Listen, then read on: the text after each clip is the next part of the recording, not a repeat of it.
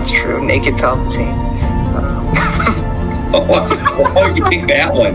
Fresh out of the clone tank, nude Palpatine is my Well, that's the first thing I think of when you say Dark Empire Palpatine.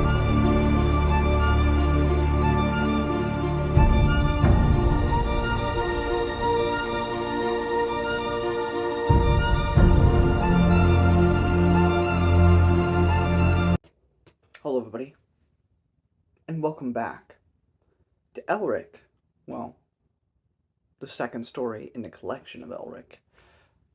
However, this story also happens to be one of the later stories publication-wise. I think chronologically it fits here.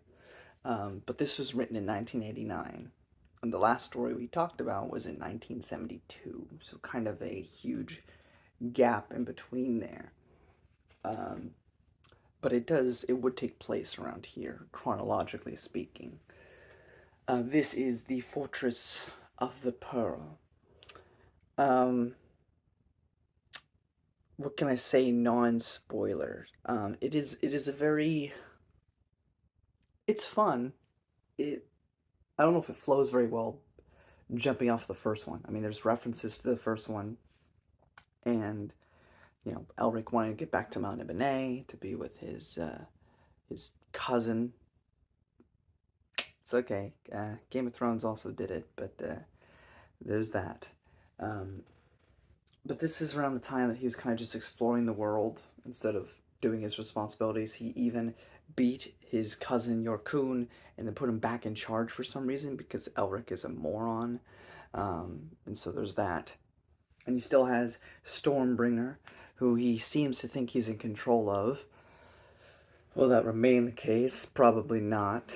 But he basically gets put on this entire big side quest where he has to go find this ancient fortress of Pearl and collect it and bring it back to this guy because this guy, what they wrote down his name. What is the guy's name? Lord Galfazi. Fazai? I don't know. But he, not only, he basically gave Elric a feast because Elric was kind of hungry. He was, hadn't had a lot of water. He was, he wasn't doing too great. So he was fed. But he had poisoned the food. And so the only antidote that can be given is if he goes through with if Elric goes through what Gal's asking him to do. He also has a child that he's threatening to kill if Elric doesn't do what he wants. So Elric goes on this quest. And the quest itself is very... It's very out there. He must go into this dream realm. There's like these 7 different layers of this dream world that he must, make his way through, basically. And yeah, there's also stuff here where if you had been reading publication-wise, you'd be well familiar with this. But to be groped with this right out the bat after the first story, I mean, it's a bit of a lot to take in, but the thing that the Elric stories end up doing a lot is dealing with the multiverse and this whole idea of the eternal champion. And we even meet a different iteration of a eternal champion in this story who interacts with Elric. So it is an interesting thing there. It'll be dived more into in other stories, but it was mentioned here. And again, like if you've been reading this in 1989, you've been familiar with Moorcock's work, this wouldn't be anything new. You'd be used to it. But, if you're reading the collection, the most recent collection that's available, this is the second story that you're reading, so it's just kind of different. And along with that, since it is so further down the line in terms of Moorcock's writing, you can definitely tell in this story that Moorcock has learned a lot. It is clear through the writing and the prose that he's improved. He's become significantly, better than he started off. And it was good in that original story, but he's up there. I definitely think, while the writing is always great, the story itself is a bit out there, and that's fine. I read Star Wars Marvel comics, where some of those stuff is extremely out there. But in terms of tone, it doesn't feel too much like that original story. And again, it was written like 10 years after the fact or whatever it was. So that's definitely part of it. But the beginning of it, before he goes on this quest and the ending to it, I really enjoyed. Um, and are absolutely some of my favorite parts of this story. And yeah, I love how well written it is. Some of the dialogue in here is just so much. It's just so enjoyable. Just like eat it up. It was so well done. Um, but yeah, it's definitely. I don't think it's gonna.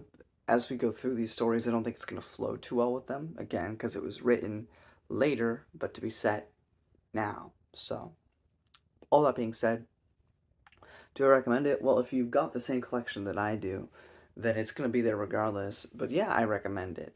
I don't think this is a bad story by any means. It is a little out there, and I don't know how well it will jive with the rest of the stories we will discuss, but it's overall still fun. It's Michael Moorcock at some of his best. It's more Elric, and more Elric to me is a good time because that first story, Elric of Mount Nebenay, got me hooked from the moment I read it.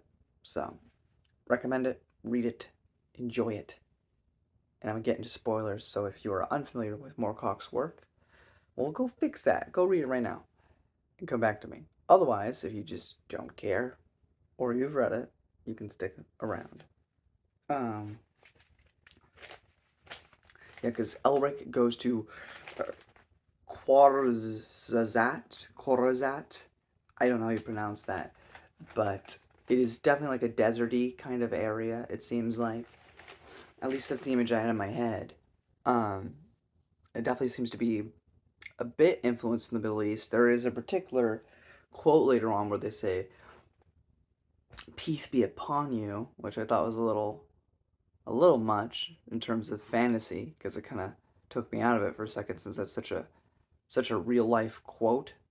Um, but I mean, I guess there's no trademark on that term, but you know, um, the city that Elric first enters into is controlled by this council of seven, like seven.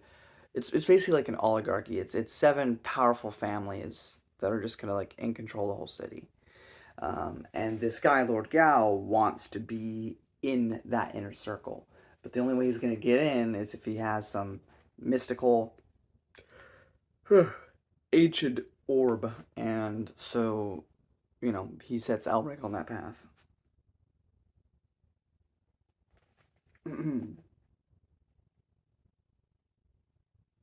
There was a quote that Moorcock had early on here about the human mind is able to believe um, fantasy, to believe in fantasy, um, and defend it so strongly as if it were reality. I'm kind of paraphrasing, but it was a fun little quote there. So I decided to paraphrase it down there. And again, I don't have too many notes here. It is rather short. I mean, it's longer than the previous story, but still, it's not like a novel length. But it is closer to a novel length, this one, than the other one was. But yeah, so then he goes upon this adventure, meets Alnek Kreb, who happens to be another champion eternal, whatever that is meant to mean. He dies, and that's kind of that. Elric gets the pearl. He brings it back. He indulges in Stormbringer, slices down, kills people with the sword. The sword feels satiated. He shoves this big giant pearl thing in Lord Gao's mouth, and he dies. And so it's a little dark for an ending with Elric. I mean, sure, it's, I guess, heroic. He does save the child, but it is rather sadistic and unnecessarily violent for his solution there. But the biggest thing with this story is just the dreamlands itself that it goes on in the middle of this story, and the ideas that he learns about here, about the multiverse, about different worlds, about different eternal champions, whatever that is meant to mean. Because Elric himself, is also one. And just think of, if you look into the Spider-Verse, there's different Spider-Men and Spider-Woman, and they all do their thing.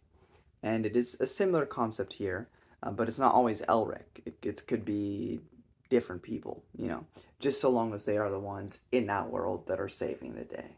And that they all have to do that. And that's part of the thing of Elric, which, again, I only know that because I've looked into this franchise, but I actually don't know that yet because I haven't read it chronologically speaking. But here it talks about it. Elric seems a little confused, so it's not a contradiction or anything because he doesn't fully understand or grasp the concept yet. He just kind of has the faintest inkling about it. So, I guess we'll see when I read stories where it was properly introduced, if that flows too well with this story or not, but we'll see. But yeah, I mean, it is fun still. It is, sword and sorcery, really fun. I mean, I guess less so now, as it's, close to the 90s now. It's 1989. But still, I think fantasy by this point is firmly established, right? I mean, when did the Wheel of Time start coming out? Like, it would have been early 90s or mid 90s, something like that.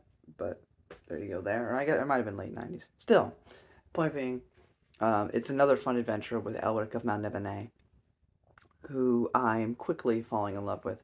I'm still going through Conan, but as you'll notice, Conan is a very straightforward character. He doesn't think too much, doesn't introspect. And so a lot of the stories are very basic. Now, the thing with that is you have to take into account when reviewing that, or talking, or just reading it, that those were first. So if it feels like a cliche, it's like, well, you can't really put a knock against that to Conan because it would have been one of the first. But it just becomes really apparent how all these stories are just kind of like, because Conan's not providing much to really go off of except for just being himself. But here with Elric, there's so much more conversations to be had with other characters that are, nuanced or interesting to hear them. It could just be philosophizing, but it's interesting to read them because there's more sophistication there. Whereas with Conan, it's very, let's go, now, dead, all right, done, story over. I defeated the giant lizard. Let's go on. It's very, there's nothing to dissect. There's nothing to really analyze there. So I'm getting a lot more out of Elric lately. Not to say that Conan's bad, but if I'm gonna read about some hero like this or anti-hero, or I would prefer Elric over Conan the Barbarian. But I still will read Conan. I'm just, Elric's scratching that itch. Also, if you're a big fan of Malazan, I mean, instead of all white, all black. Both have white hair. Both have soul-sucking swords. Elric of Mount Nebene and Amanda Rake. It's just a funny coincidence. But, if you like that character, this is going to be up your alley too. I'm just saying. Anyway, until next time, guys, have a wonderful rest of your day, evening, night, whenever you're watching, and I'll see you when we discuss our next Elric of Mount Nebene adventure. Till then.